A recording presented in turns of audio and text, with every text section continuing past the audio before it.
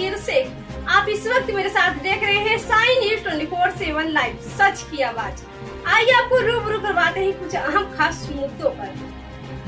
प्रयागराज करौली थाना अंतर्गत भीख मांगने वाली महिला ने भूमाफियाओं दलालों को मिलाकर गरीब महिला प्रेरणा गुप्ता का मकान फर्जी दस्तावेज बनाकर जबरदस्ती किया कब्जा। साथ ही आज से लगभग 2 माह पहले आई थी यह महिला काम मांगने वाला काम करने के लिए प्रेरणा गुप्ता के घर पर पहुंची और अपनी आप बीती सुनाकर कहने लगी, मैं आपकी सेवा करूंगी और मैं बहुत गरीब हूं, मेरे छोटे छोटे बच्चे हैं, मैं परिवार पालने में असमर्थ हूं, मेरा कोई नहीं है इस दुनिया में। दीदी मैं आपकी सेवा करूंगी और मुझे रख लीजिए, मैं आपका खाना बनाऊंगी। कुछ समय बीतते ही महिला रानी धीरे धीरे वहाँ अपने बच्चों को और अपने साथ एक आदमी को लाकर रख लिया।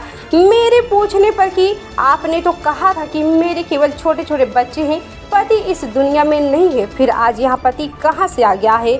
आज नौकरानी बनी मालकिन और मालकिन बनी नौकरानी। यह महिला अपने साथ अब बकरी भी घर पर रखने लगी है। साथ ही कई अराजक तत्वों को, अज्ञात व्यक्तियों को अपने घर में बुलाती है। मेरे पूछने पर मुझ पर और मेरे पुत्र को टॉर्चर करते हुए धमकी देते हैं। यहाँ तक कि मुझे और मेरे लड़के को खाने के साथ दवा में मिलाकर ऐसी दवाएं देते हैं जिससे कि हम अक्सर बीमार रहते हैं और हमारा दिमाग काम नहीं करता है। हमारी सारी सामान को अपना बना लिया है। साथ ही मुझसे फर्जी कागजों में हस्ताक्षर करवाकर एग्रीमेंट भी करवाया है। इसके बारे में मुझे तनिक भी जानकारी नहीं है, ना ही मैंने किसी एग्रीमेंट में कोई साइन किया है। साथ ही मेरे बेटे को अज्ञात व्यक्तियों के द्वारा मारते हुए झूठे बलात्कार के केस में फंसाने की धमकी देते हैं और कहते हैं यदि तुमने किसी पुलिस प्रशासन व अधिकारियों को सूचना दिया तो तुम्हें जान से मारकर तुम्हारी सारी संपत्ति छीन लेंगे।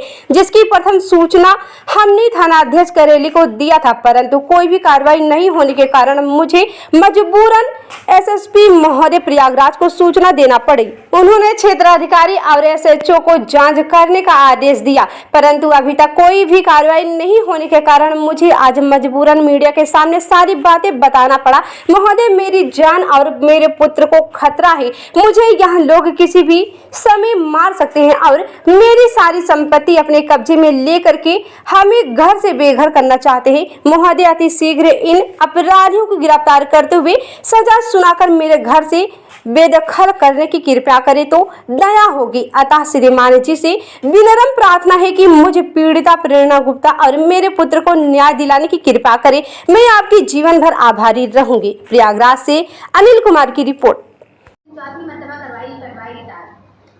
तो 3 बार अपनी लड़की से फिर वैसे किसी को आने देती है, कुछ कारीगर लेके आए दरवाजा बनवाने के लिए। उससे पहले भी तो ये हो चुका, कारीगर ने सिद्दीक भाई से बताया, सिद्दीक भाई ने भेजा यहाँ जो है और सिद्दीकी उन्होंने भेजा कि जाओ बनाया जाके, तब उन्होंने जाके हमें पता भी नहीं चला, उन्होंने जाके बताया इस्माइल भाई ने कि वो पूछताछ करे थे, हमको अंदर भी नहीं आने दी। वीडियो बनाने लगी होगी, हमें बताओ बोले तुम अपने किराएदार को सुनो करो निकला सिकंदर भाई साहब हम ये नहीं मतलब जो जूता का अपना दुकान है उसके अंदर जाके मोबाइल शूज वाला नहीं वो नहीं यहाँ सुनाई पढ़ाई है कारपेंटर कुछ होता है जैसे कि पहली बात है ना पहली बात तो जैसे मम्मी की शुरू से फिर बुलाते हैं और फिर चुपचाप करके चला जाता है काम करके क्या मंदिर के ऊपर रखा वही बनाया सब ये काम ढूंढ रही थी, काम ढूंढते हमारे घर पर आई और बोली कि जो है हमें काम दे दो, मैं अपने यहाँ रख लो काम पर।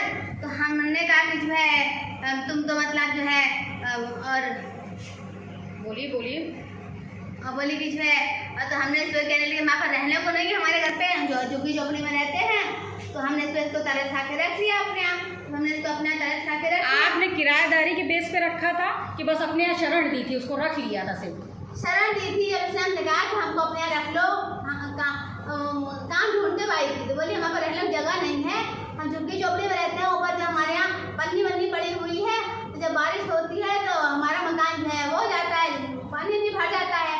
तो इसको आपने अकेले रखा था कि पूरे परिवार के सहित रखा था? अकेले रखा था कि तुम अकेले तुम एक जगह रहो, हाँ, और अपना जो है तो बोली कि तो इसने क्या किया, पहले अपने 1 बच्चा फिर 2 बच्चा करते करते अपना आगे भी सबको घर हमारे कुछ ले। तो ये बताइए हाँ वो ले आई, ठीक है।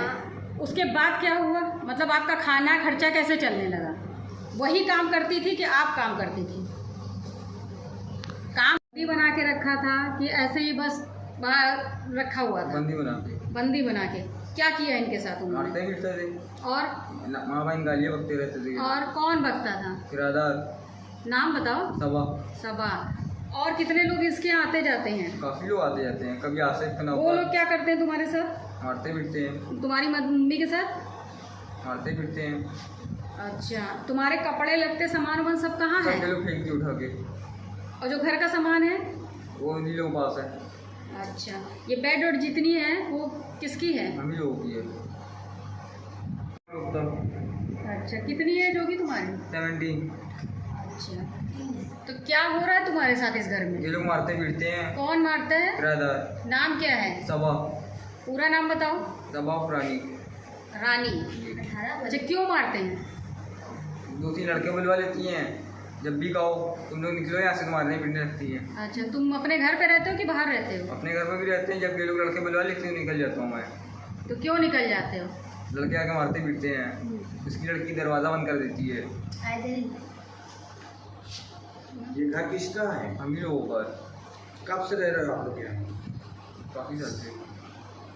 क्या करके फिर 3 फिर 4 पे अपना आदमी। हाँ, तो खाना वो बनाती थी कि आप बनाती थी? 2-4 दिन में खाना मतलब वो बनाई, और उसके बाद जो है क्या कहते हैं।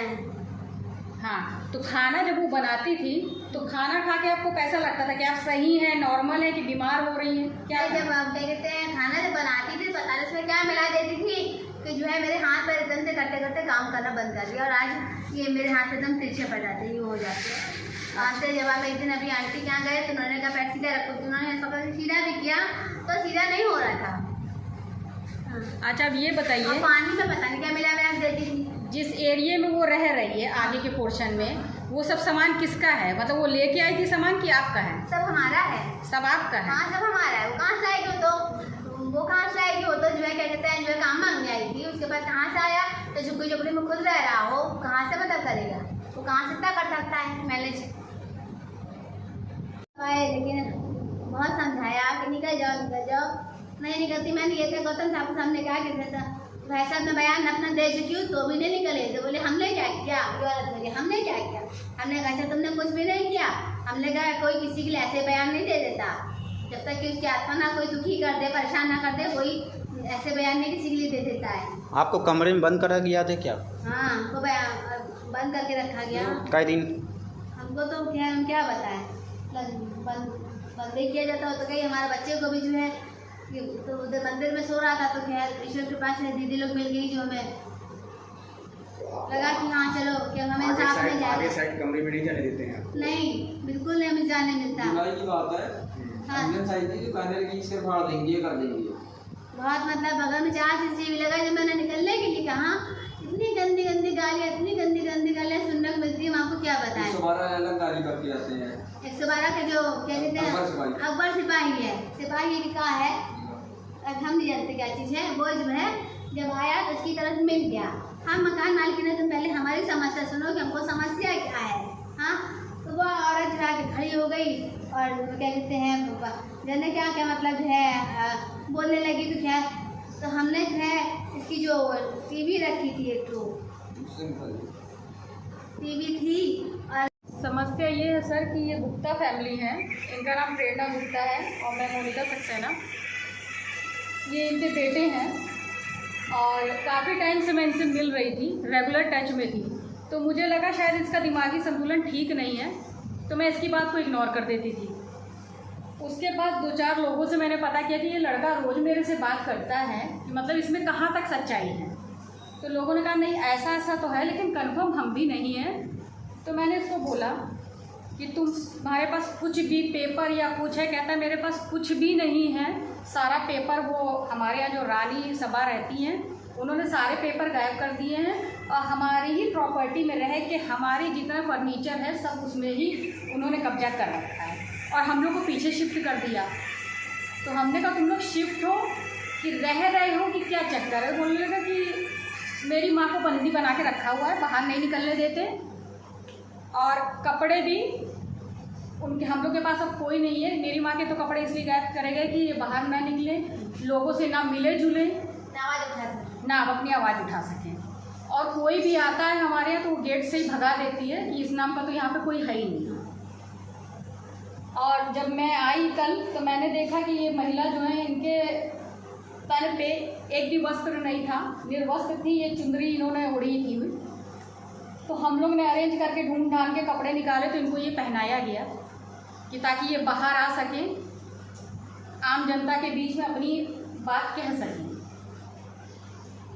तो बस यही है। और हम लोग ने कई जगह पे भी कंप्लेंट करी है, महिला आयोग से भी हम लोग ने गुहार लगाई है। तो कल दरोगा जी आए थे करेली थाने से, वो आए, उन्होंने अंदर आके कोई इंक्वायरी नहीं करते, कहते मैडम ये तो मैं बहुत दिन से जान रहा हूँ, मैं क्या जाऊँगा, मैं अंदर नहीं जाऊँगा, जो है आप हमें यहीं से बता दीजिए। अच्छा, वो इनको दोनों को मेंटल बता रहे हैं। तो मैंने कहा अगर मेंटल है तो कोई सर्टिफिकेट तो इनका बना होगा, किस बेस पे आप इनको मेंटल कह रहे हैं, कहाँ आपने इनका ट्रीटमेंट कराया? तो बोलते हैं ये सब मुझे नहीं पता, आप उनके लोग की हालत देखिए। तो मैंने कहा ठीक है, जो सही है आप उससे पूछिए, मेंटल से क्या जरूरत है पूछने की? सारी इंक्वायरी और उसको वो महिला नहीं अपने यहाँ, मैं किराएदार नहीं होंगी, तो वो इनको कहती मैं तुम्हें रेप के चार्ज में अंदर करवा दूँगी, बेटा 7 साल के लिए जब चले जाओगे तब तुम पकड़ाना इधर। तो ये है, और हम लोग थोड़ा सामाजिक कार्य करते हैं, ऐसे परिवार वालों को जो मुसीबत में रहते हैं उनको आगे ला के दिखाते हैं। नहीं, ये बताइए आपने, चलिए अच्छा है कि इनकी मदद कर रहे हैं, तो आगे क्या किस तरह की मदद आप मतलब कर पाएंगे जो इनको न्याय